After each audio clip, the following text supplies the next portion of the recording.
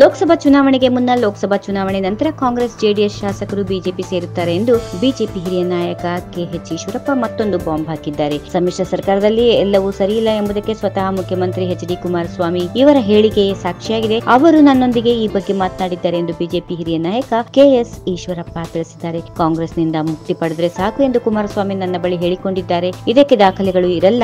ಕುಮಾರಸ್ವಾಮಿ ನನ್ನೊಂದಿಗೆ ಮಾತನಾಡುವಾಗ ಈ ರೀತಿ ಹೇಳಿದ್ದಾರೆ ಎಂದರು. ಮುಂದೆ ನೀವು ಸೇರಿ ಸರ್ಕಾರ ರಚಿಸೋಣ, ಕಾಂಗ್ರೆಸ್ ಸಹವಾಸವೇ ಸಾಕಾಗಿದೆ ಎನ್ನುವ ಕುರಿತು ಎಚ್ಡಿಕೆ ಹೇಳಿದ್ದಾರೆ ಎಂದು ಈಶ್ವರಪ್ಪ ಪುನರುಚ್ಚರಿಸಿದರು. ಕಾಂಗ್ರೆಸ್ ದಲಿತರನ್ನ ಬೆದರುಗೊಂಬೆ ತರಹ ಮಾಡಿದೆ. ಕಾಂಗ್ರೆಸ್ನಲ್ಲಿ ದಲಿತರನ್ನ ಮುಖ್ಯಮಂತ್ರಿ ಮಾಡಲಿಲ್ಲ ಎಂದು ಸ್ವತಃ ಪರಮೇಶ್ವರ್ ಪರೋಕ್ಷವಾಗಿ ಹೇಳಿಕೊಂಡಿದ್ದಾರೆ. ನನಗೆ 3 ಬಾರಿ ಸಿಎಂ ಹುದ್ದೆ ತಪ್ಪಿತು ಎಂದು ಹೇಳಿಕೊಂಡಿದ್ದಾರೆ. 3 ಬಾರಿ ಸಿಎಂ ಆಗುವ ಅವಕಾಶ ತಪ್ಪಿದ್ದು ಜಾತಿಯಿಂದಲೇ ಎಂದು ಪರಮೇಶ್ವರ್ ಹೇಳಿದ್ದಾರೆ. ಕಾಂಗ್ರೆಸ್ ದಲಿತ ವಿರೋಧಿ ಅನ್ನೋದನ್ನ ಸ್ವತಃ ಪರಮೇಶ್ವರ್ ನೇರವಾಗಿ ಒಪ್ಪಿಕೊಂಡಿದ್ದಾರೆ ಎಂದು ಈಶ್ವರಪ್ಪ ತಿಳಿಸಿದರು. ಹಿಂದುಳಿದವರನ್ನ ಕಾಂಗ್ರೆಸ್ ಎಂದಿಗೂ ಬಳಸಿಕೊಳ್ಳುತ್ತಿರುವುದು ವೋಟ್ ಬ್ಯಾಂಕ್ಗಾಗಿ ಮಾತ್ರ. ಅದೀಗ ಪಾಪ ಅಲ್ಲಿನ ನಾಗರಿಕರಿಗೂ ಅರಿವಾಗಿದೆ. ಇದಕ್ಕೆ ಈಗ ತಮ್ಮ ಮನದಾಳದ ಮಾತುಗಳನ್ನು ಹೊರಗೆ ಹಾಕುತ್ತಿದ್ದಾರೆ ಎಂದು ಈಶ್ವರಪ್ಪ ತಿಳಿಸಿದರು.